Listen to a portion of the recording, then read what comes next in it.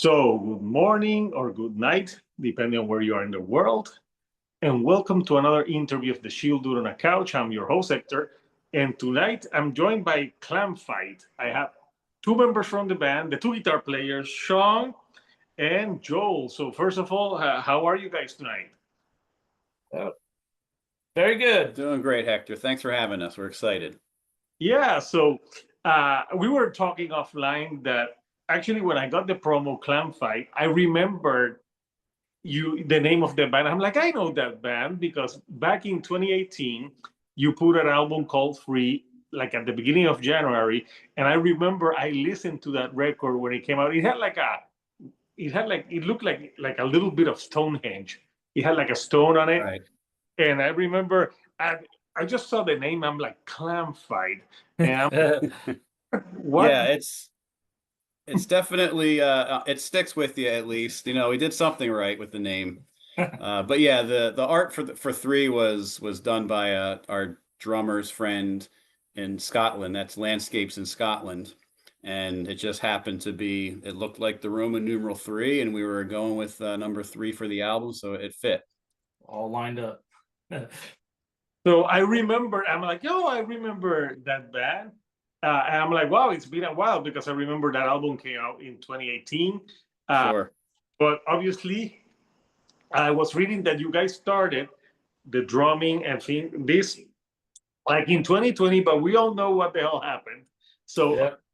obviously, you had an album, but like you had now extra time. You guys are more of like a underground type of band. So my question to you guys, like having that extra time to do this record, how much did that mold or shape the new record?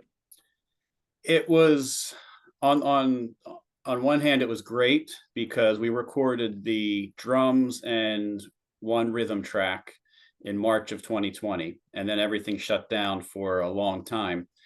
And we could sit back and maybe fine tune, fix things that we weren't really quite sure were going to work on some leads.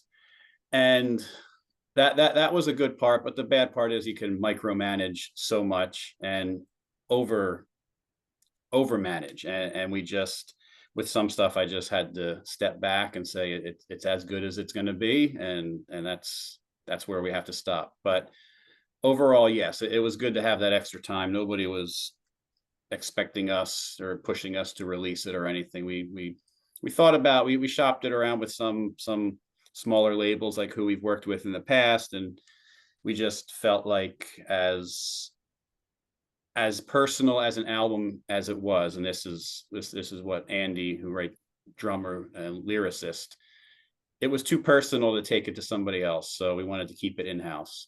And that took a long time because we all have jobs. So it's not like we can hand it off to somebody and have it done. But again, with every little thing going through our mitts, it was the end result is what we wanted it to be, and we're happy with it. Yeah, but it's cool that maybe the album would have been like totally different if you guys had not had that time that we all did. So it's to describe your band, because there's like sludge, there's like stoner, there's a different thing, style of things, and you write some long songs. For example, on this new album, the album opener is called "Or," and it's an 11-minute track. We're, like I said, we're not the most marketable. We come out of the gate with an 11-minute single, and that's us. Yeah, we've done our last album was, what was it, 5 songs? Yeah. They were all over 7-8 minutes long.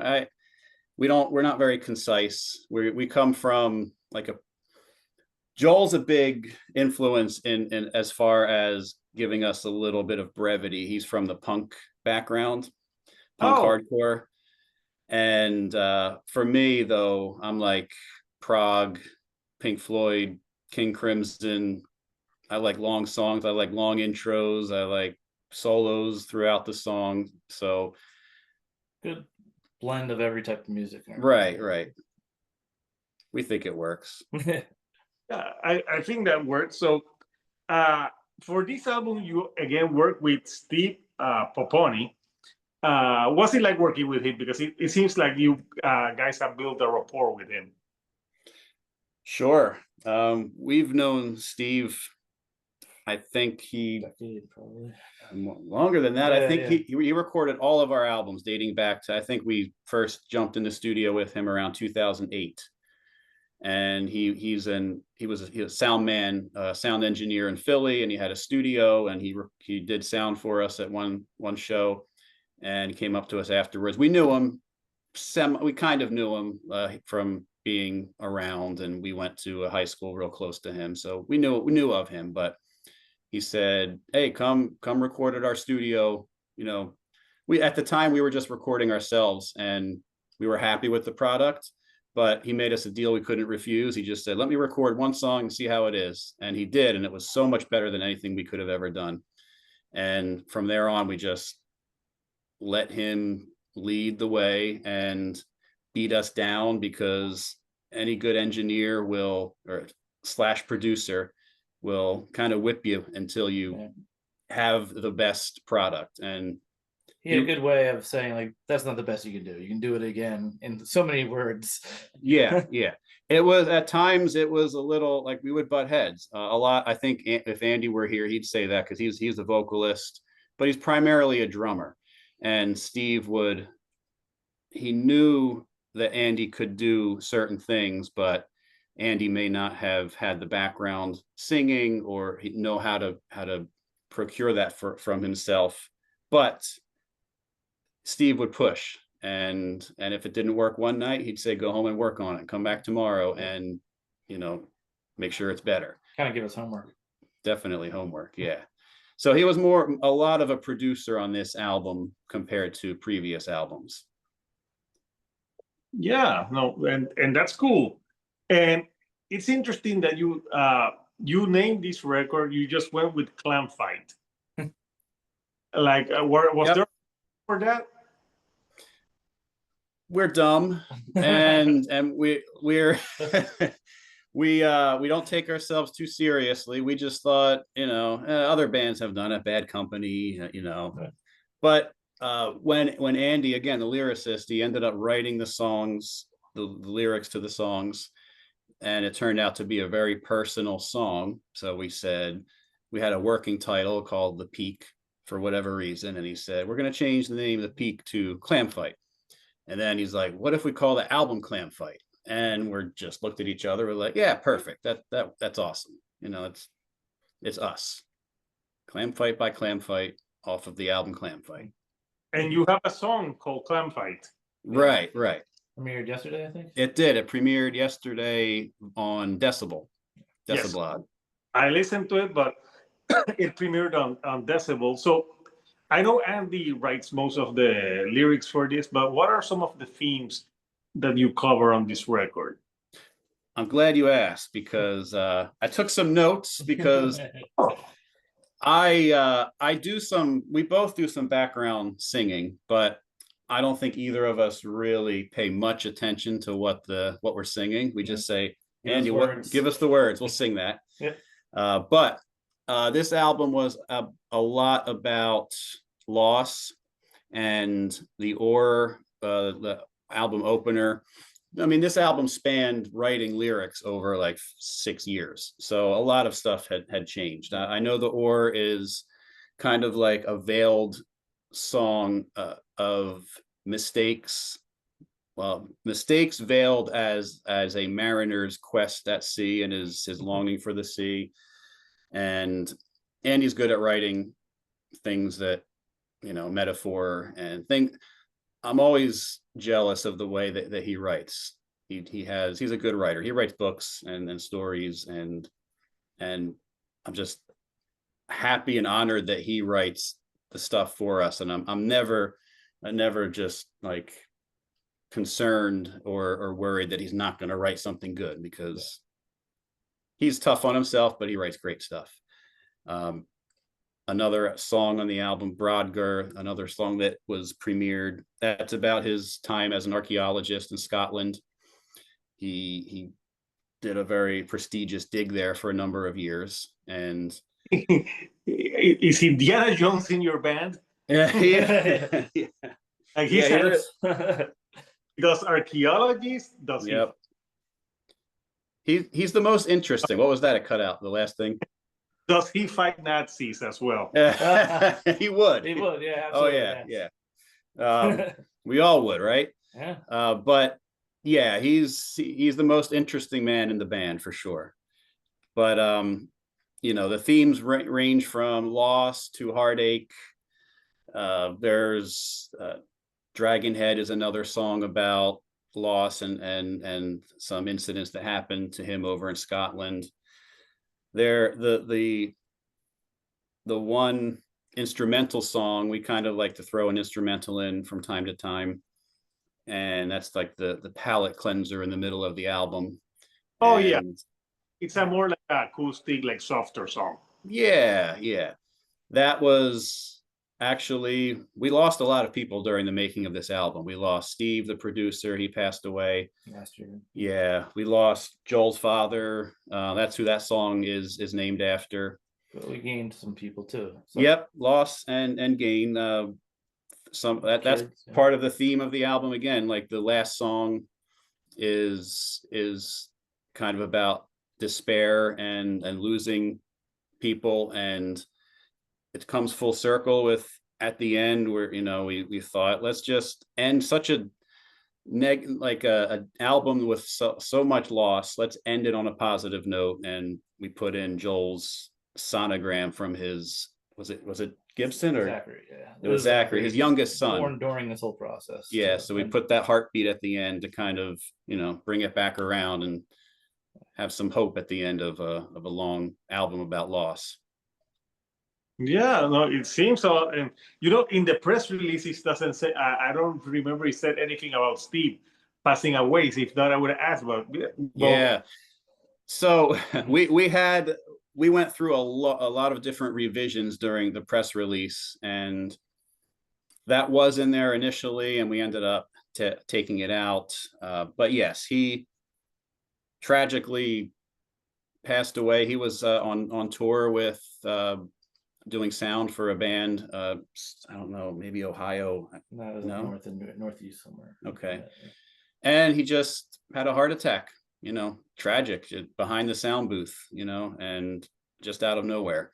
So everyone was caught by surprise. And benefit shows, and there's another one coming up in June. Yeah, we're playing a benefit show for his family. All the proceeds go to his 2 daughters' college fund and his wife. So at that Underground Arts in Philadelphia on June 21st. Yeah. A lot of good. He was big in the indie band community. He had his band, his big band was Up, Up, Down, Down, Left, Right, BA, Start. So he named bands as poorly as we did. Reference playing Nintendo. It is. Yeah. Oh yeah. But they were big in the indie community, and there are a lot of indie bands who he influenced, and they'll be playing at that show. A couple of good heavy bands, Omit All from Philadelphia, Rid of Me as well. Rid of Me is smokes. They're so good. So that's going to be an exciting show. Good for the family. Sounds fun. So yeah, well, it's good that you're honoring him since you work with him on this record. So I want to show who did the doodle before you have the. Did you know I sent him this? No. So again, Andy, our idea man when it comes to all the themes and everything.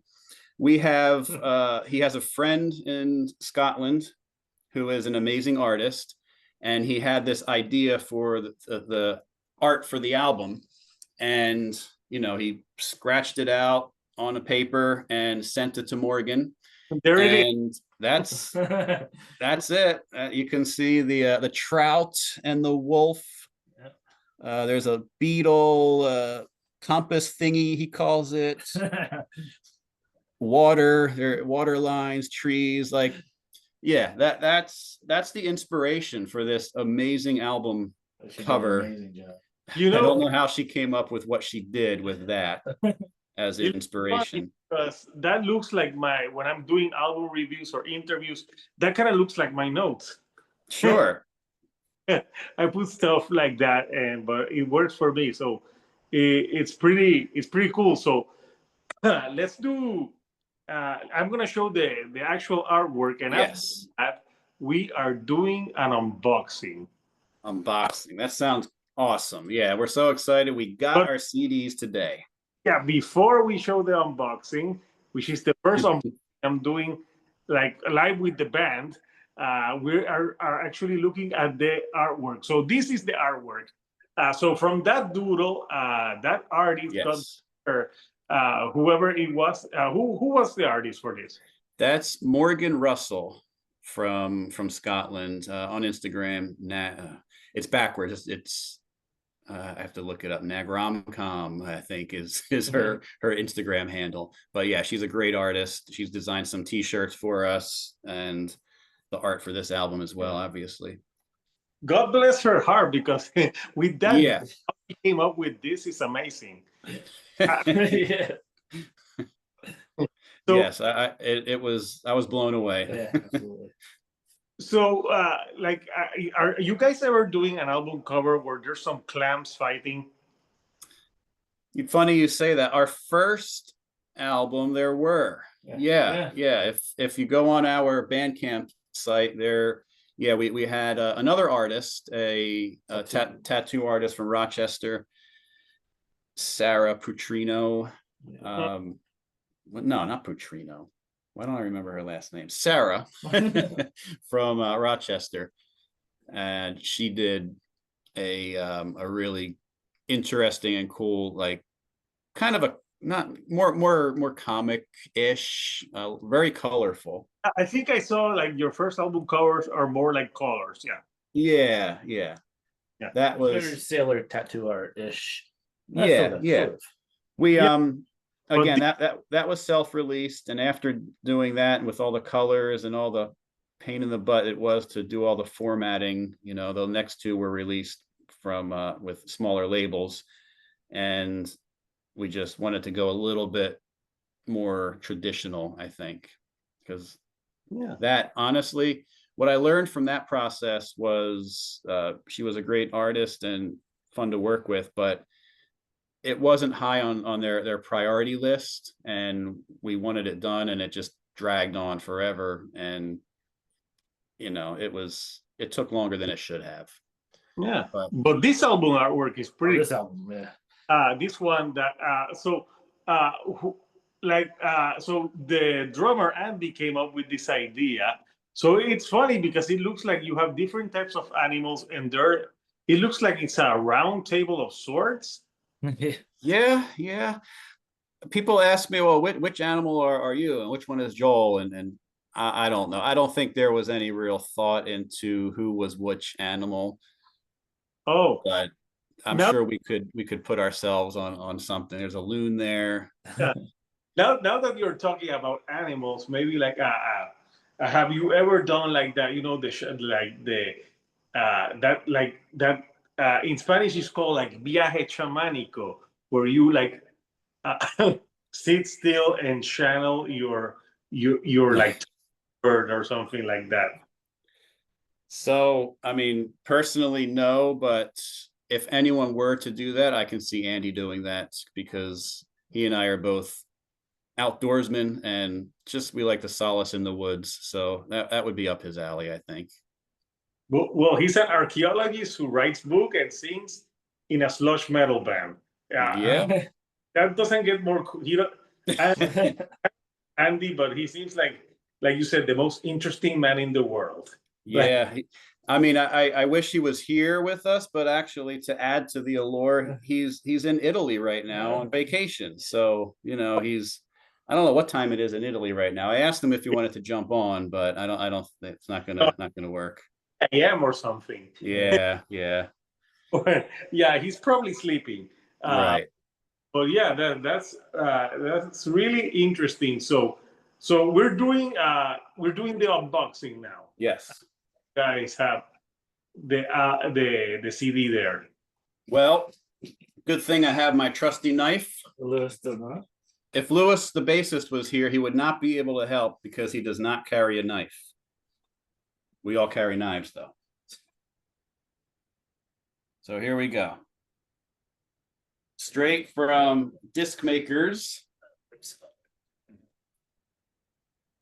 Never cut towards yourself, people. I did I don't want to cut towards Joel, so you know. I did an unboxing once, and I cut my fingers opening, and I said, "Yeah, this is Satan talking to me." All right, so box of CDs. We opted the first time around when we were self-released. I think we opted for 1,000 CDs, and we still have about 700. So we went for a little less this time. Grab one. All right, so there is Morgan's art there. I'm gonna pop this open so we can see the back. The back is cool too. It has the names of the songs, obviously, on the circular compass thing there. And there are 8 points, and we had 7 songs. So what the hell do we do at the last point? Well, we put in memory of Steve Paponi, of course. Got to put him on there. And open it up I think for the first time, we have lyrics for all the songs, which is a nice touch. First time. Yeah. Breakdown of all the credits, the CD, which is a kind of mirrors the front, but we had to move the logo down a little bit. When you pop the CD out, we have a 6-panel. So we have a red tail in there, red tail hawk that Morgan designed. And what I noticed, and this is because we're really bad at being a band in some respects. I pained over this and made sure all the spelling was correct and everything. And I never noticed that we did not write or did not include the names of the members of the band in here. So that was left out. So maybe on the next release, if we do a reprint, I'll have to include that. I don't know what was going through my head. You could say that your sleep token and your Right. Oh, we're keeping our names. Yeah. Yeah. And can like who's in Clamfight, and it will tell you who is in No, Clamfight. you could find anything online. Everything's on Bandcamp and our Instagram. So, you know, we're not maybe it does add a little bit of mystery to it, but we're not trying to hide, just being dumb. People can pre-order the album from you guys. I think it's on there's a link on Bandcamp. Where can they write to you to get? Yeah, Bandcamp is going to be digital pre-order. Once that goes live on May 16th, the physical copy will be available. The digital will be released on May 16th to all the streaming services. The only physical copies will be available at the moment on Bandcamp. And that's really simple, clamfight.bandcamp.com. So if you want the physical copy, we'll send it out to you. And our shows, of course. Yeah. CD release show we have. Yeah, CD release in Philly. Yeah, we're including a copy of the CD and the album, a print of the album art for any pre-sale tickets for our show at Kung Fu Necktie on May 31st in Philadelphia. The link is going to be on our link tree as well. So that's all the socials. Yeah, on the social medias, sites. That's the right now that's the best way, you know, for the physical. And we're going to do vinyl at some point. I didn't get it done in time for this release, but I figured I do want to do it. We had a good run with with 3. We had a good run of vinyl. We worked with Elder Magic, and they did a really good run of vinyl, and they're not doing it anymore. So you can put our names on that one. Yeah. Nah. But yeah, we'll do some vinyl as well. That's people still dig physical stuff now. Yeah, and you can put the name of the vinyl. Yeah, that now that I have the opportunity to right some wrongs, I'll fix the layout on the vinyl. But you know what? Now, whoever buys this original print, it's it maybe in the future it will be like a rare item, like It might. because Good. on it. Yeah. I remember when I'm of the age. We're all of the age where we have loads of CDs, and I remember buying We don't Hatebreed. need to age ourselves here, but Yeah, all in the right. we're all in the 40s. Yeah, Oh, yeah, yeah. there you go. Right, right. So, I would buy a CD and I would listen to it and read the lyrics as they're happening. And Hatebreed, Satisfaction is the Death of Desire had some misprinted lyrics on there, and I thought I was young enough to think this is wrong. This is probably going to be worth money someday, but it's not. I don't even know where that CD is. Yeah, there's a band here from Puerto Rico that their name is Elements of Fear, and they put out the albums, and the track listing is wrong, like Mhm. track 7. So yeah, Maybe they did it on purpose. maybe they did on purpose. But That's marketing 101. when I was first listening to it, in some form, like I'm like, this song title doesn't rhyme with what they're singing here. It's like, Oh man. then I said, they're saying what it says on number 7. Like, what the hell? Yeah, I was convinced something like that was going to happen with the CD, even though they send you a proof. I was convinced, like I was a little worried. I was concerned because there are a lot of lyrics and it's condensed on this small piece of print material, and I was worried that it wouldn't be legible, but it looks great. You can read all the lyrics nice and clear. Everyone does mistakes. For example, I reviewed the last album. I actually interviewed the band Mesa from Italy, and I love. Sure. I'm reviewing the album, and I wrote the names, and the singer from the band, the female singer's name Sarah, and I don't know why I wrote in my notes Sophia. So I did that album review. All right. I all the songs. The review was great, but I said her name 5 times. I said Sophia. Someone wrote to me, her name is Sarah. I'm like, no. Yeah. Oh, you needed a pre-interview, like with what you did with me. I think you called me Seth or something when we first started. No, but it wasn't in the interview. It was in the album review. But Okay. yeah, That's because right. actually reviewing that's later that day an album by this artist, and her name was actually Sophia. So I think I got them mixed up. Right. But then I did the album review for the other one, and I let know, like I put a clip of shame. I did a mistake, but yeah, it happens sometimes. It does. I get names mixed up sometimes. You see a lot of people. You meet a lot of people. It's going to happen. Yeah, I'm great with faces, but I don't know. I see people at shows or even in the work situation. I'll see a person and I space on the name, but I know the face. that happens sometimes. So yeah, just as long as it doesn't happen with your wife or girlfriend. Please. Like she'll be talking to you like, "What's your name again?" I'm like, that won't yeah. go. Joel's wife is named Shauna, and Joel speaks quickly.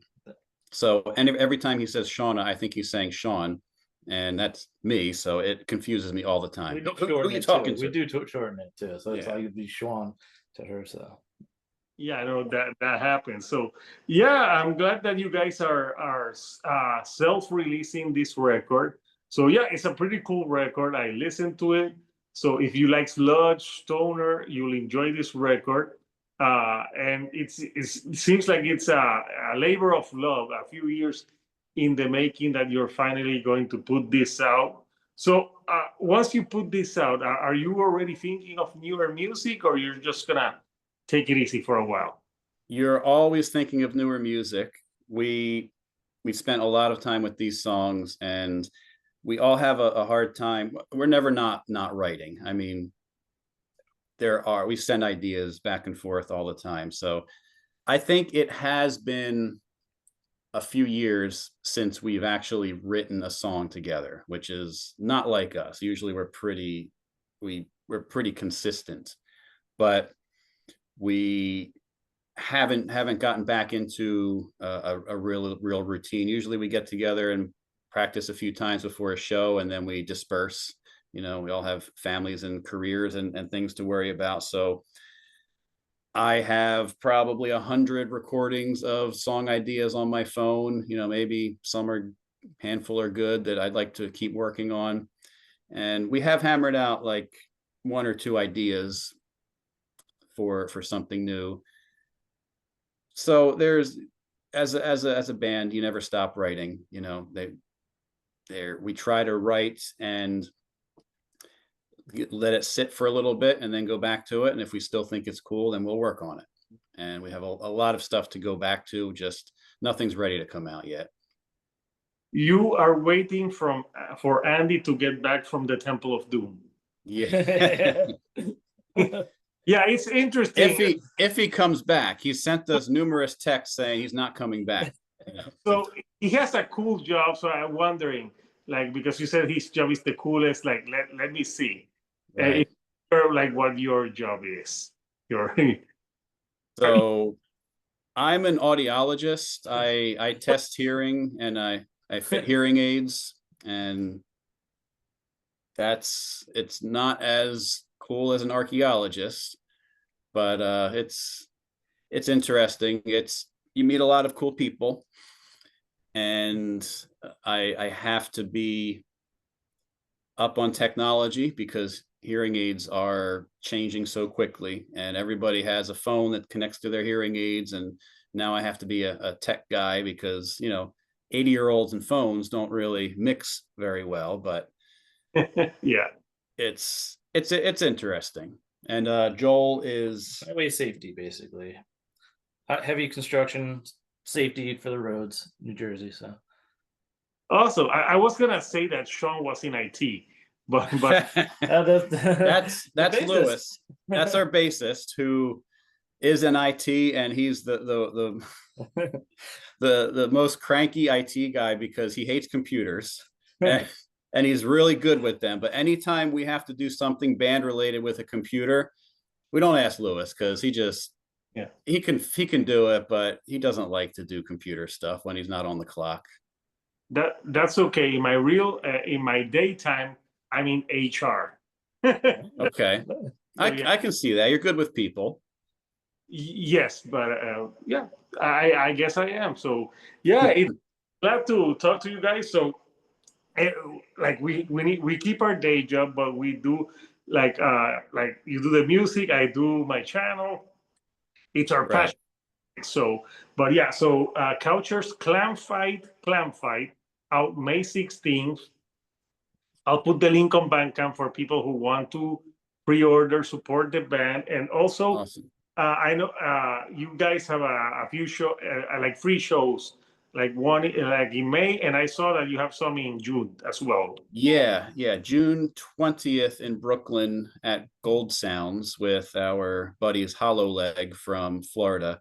Hollow Leg has a pretty good pedigree. They have a couple members from Bloodlet, a hardcore band, pretty well-known hardcore band from Florida, and a couple of locals on that one. So that's June 20th. And then the 21st would be at the Underground Arts in Philly for the Paponi Palooza.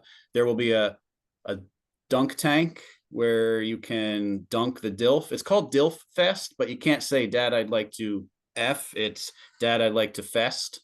So I know what that means because right. I have two kids, but my girlfriend tells that to me all the time. So I'm like, thank you, honey. Perfect. Yeah. So there will be a dunk tank, dunk the DILF. It'll be in there. Yeah, I signed up. And then record release before that on May 31st. And, you know, we're working on the fall too. And some other stuff. Yeah, we usually like to do a weekender run, like Thursday to Monday in New England, or the fall sometime. So we're working on those details. And anything else that pops up, we throw out there on socials. So we'll try to get it out as much as we can, as much as our schedules allow. Awesome. So before I let you guys go, it's late for all of us. So anything that you like to say to the fans before we go? Just, I mean, we've had every time something goes out on, we had a premiere on Metal Sucks, we had a premiere on Decibel, and we've gotten some pre-orders from people who haven't heard us before, and that's amazing. We really appreciate that. Can't So thank everybody enough. yeah. I mean, we do this for the fun of it, and anybody who enjoys it, I have much respect for them, and just thanks for all the support, and try to keep going. Yeah, and let me ask, that background poster, I don't know, it looks awesome. What? That's actually Steve. that's from the first benefit show. I'm gonna pop it up here. There are two. So that is, let's see. It was a 2-day benefit show. The first night, I think, was that 25th or 20? That's 26. Right? 26. So that was the second 27. night. Alex That's the first G. Hopalong, St. Seneca, and then that's a poster from the other night. So that's Steve. That's our guy. And Up Down Down was his band, so they played that night. Yeah. And I like the tour posters, and I thought it was, I made this room with couple of my guitars here. I thought it was a good Yeah, tribute. That's an awesome man room. Yeah. I when we were making it, I told my wife, I want a room for my guitars and everything. I want amps all over the place, and we compromised. It's a family / music room. When I move and I have a bigger place, I'll put like somewhere like with the vinyls and stuff, so have like to do all the couch stuff. So yeah, it looks cool. So yeah, I want to thank you for We chatting. need somewhere to do that. I need somewhere to that, but I had fun chatting with you guys and down to earth people. So Couchers Clamfight, like I said, out May 16th. I'll post the link. So yeah, first I want to thank you, from joining me tonight from all the way. You're in New Jersey, right? We're in New Jersey, yes. All the way from New Jersey here to Puerto Rico.